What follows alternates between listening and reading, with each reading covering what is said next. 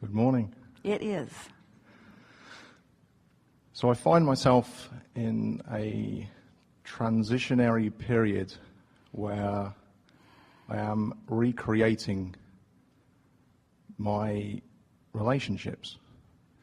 And at its basis, the subject of my question this morning is divorce. When approaching the subject, how can I remain aligned with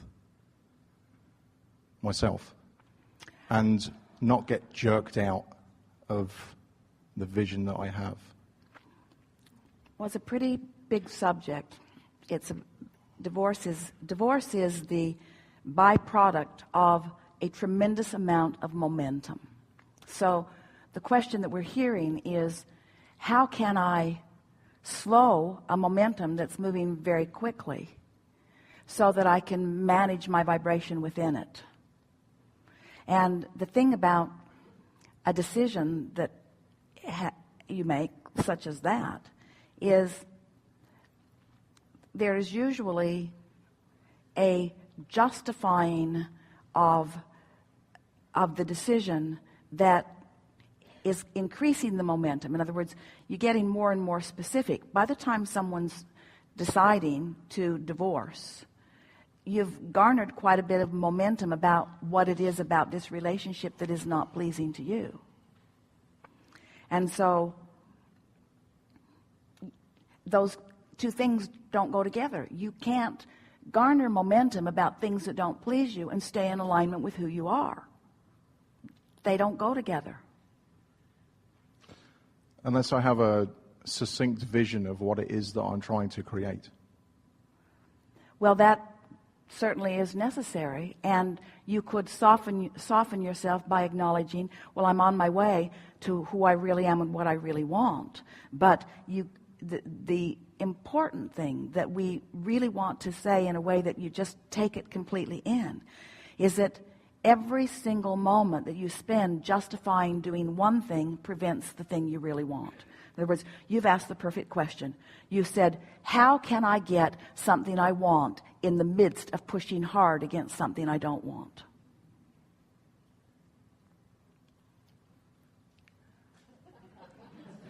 Because the very word divorce says, what's the definition of it? I'm removing myself physically from this relationship, which isn't true because all relationships are eternal. So the first thing we would do is cut that word out of vocabulary and begin talking about this eternal relationship in the way that you mean it. Abraham, I have a relationship that is in a constant process of modification. And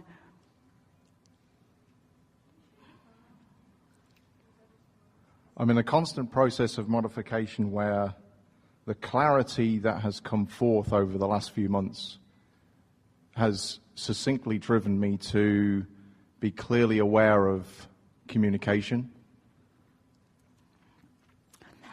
Let us give you something here quickly. You're going to like this. So I'm sure I will. So when you set aside any manifestation or decision, in other words, a divorce is like a physical manifestation. So when you set aside, just for a little while, the action part of it, and you just focus on the energy part of it, right, what you begin to discover is that if your singular intention, if someone says to you, how are you doing? You say, really good. I'm on the high flying disc.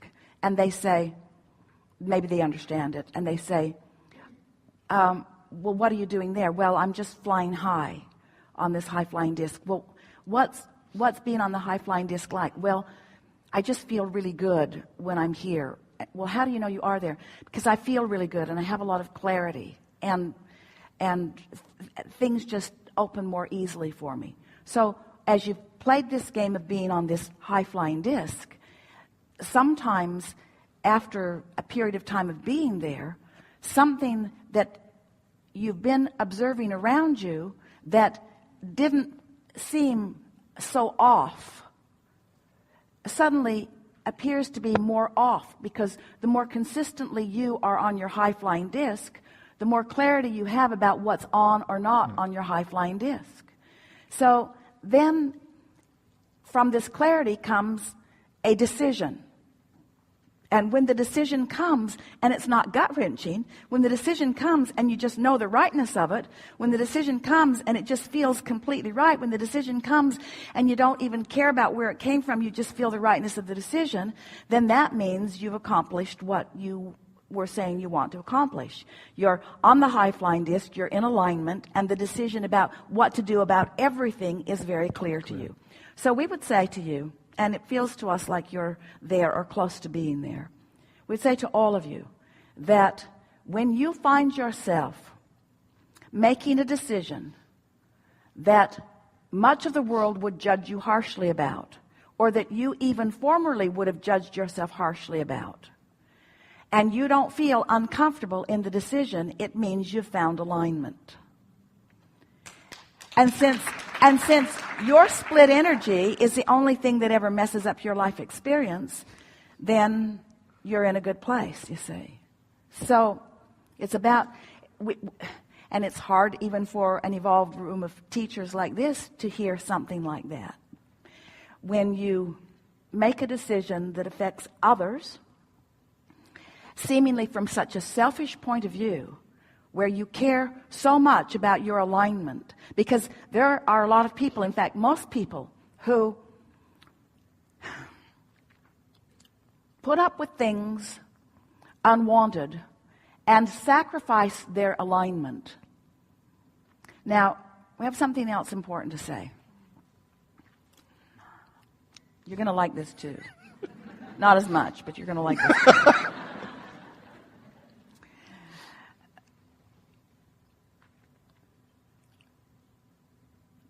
What you do or don't do isn't what this discussion is about. Right. How you feel is what this discussion is about. Exactly. And when you care about how you feel enough to really do the work, which is reach for the thoughts that feel best no matter what, reach for the thoughts that feel best no matter what, and consistently get that momentum going, then universal forces just accommodate. They just accommodate. We want you to, all of you, to just for a little while, try to leave the response of other people out of your equation. Because, and this is the easiest way to explain this, let's say that you're on a high-flying disc and that someone that you would like to understand you isn't. And maybe they're not on a low-flying disc, maybe they're just on a medium-flying disc, but they're not flying high like you are, consistently like you are. And they, the best words are, don't get you. They don't get you. And you don't get them. But their family or their friends or their someone who expects conversation from you and you from them. And so you spend, talking to all of you, an inordinate amount of time trying to get other people to get you, trying to explain your point of view to those who are in vibrational frequencies who cannot get you. And in the process, you squander any possibility that you have of flying high enough to connect with the energy that will ever help you to be the creator of the world that you want to create. It's sort of like mucking around in lower vibrations just because that's what everybody does. Trying to explain things because that's what everybody does. Trying to be understood because it would just be a terrible thing if I was misunderstood. Trying to explain it in a way that someone can get it. And in the process, sacrificing your high-flying disc and then not feeling good. And then that being the reason that you don't feel good, not the other thing. It's not about what you were doing that made you not feel good. It's about trying to explain it to someone who took you to a different vibrational frequency. This conversation must feel very selfish to all of you. And it is even a little worrisome to some of you because you have been controlling one another through negative emotion for a very long period of time. If you do that, I'll feel bad. And if you'll do that, then I'll feel better. So you should do what makes me feel good and never mind what's important to you. And that's sort of the basis of most relationships, and those relationships are not thriving. The momentum of relationships like that usually ends up in some sort of a rupture. But if you can bring yourself to, just for a little while, be selfish enough to care about waking up on that high-flying disc, and you are doing what you can do to maintain your vibrational frequency there, every relationship that you have will improve to the point that it would not occur to you that you would need to do anything different in order to feel better. And that's the part that we really want you to hear. While often you get on your high-flying disc and you're inspired to things that other people don't like, that's the way it goes often. But often you get on your high-flying disc and now you're so in alignment with who you really are that the details of your life are not so important. In some ways it's like, I need to do this so that I will feel better. You just have to find your way in it. We told the story a few weeks ago about Esther having an all-important snag on her fingernail. Got it caught in her hair, and it got it caught on her fleece robe, and snagged her hose. And in a period of about 2 minutes, the snag on her nail gave her a lot of grief, until she had the wisdom to deal with the snagger. So she took out her file and she dealt with the snagger. And so often, this is what we're encouraging you to do with your awareness of your thoughts. We're encouraging you to deal with the snagger, you see. And the snagger isn't somebody else. The snagger is you. The snagger is your own vibrational frequencies. And so what we always say to everyone, no matter what they think they're on the brink, we should say that in a kinder way, no matter what they are on the brink of doing with their life, and they certainly have the right to do it, just deal with the snagger first. Get into alignment. Just step back from the action. Just step back from what you think you need to do. And just align for just a little while with such consistency, such transformative consistency. And then follow the next impulse. So here's what we really want to say to you. Find 30 days of alignment, high-flying alignment, that you can really acknowledge that you've been 30 days of really flying high. It might take you 60 days to get to the 30-day point of really flying high. And then, because the first 30 days you didn't make it through breakfast or something. But once you are saying to yourself, I'm flying high and I know it. I'm flying high and I know it. Now,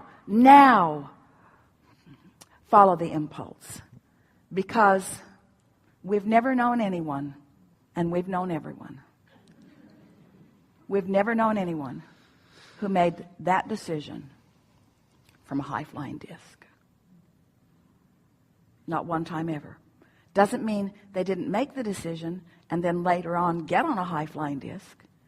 Doesn't mean that it's the wrong thing to do. We're just saying, from what you know, do you want to follow forward with any action? Follow forward. Isn't that an interesting combination of words? Follow through, moving forward. Follow through, moving forward. Do you really want to follow through, moving forward with anything less than a high-flying disc? Hell no. We've been saying to everyone, here they are, affirmation cards. On the high-flying disc, sweet music to your ears. I'll tell my story the way I want it to be. Whatever I desire, I can acquire. But if you're not on the high-flying disc, this stuff sucks. It's written from a high-flying disc. To understand it, you got to be on a high-flying disc. Do all of your affirming from a high-flying disc. Make all of your decisions from a high-flying disc. Let all of your action be inspired from the high-flying disc, you see. Because you can justify anything. Law of attraction will validate everything you feel, no matter what disc you're on, by giving you demonstrations. You can make anything true. We just wouldn't make anything true from less than the high-flying disc. We think this is a really good time for a segment of refreshment.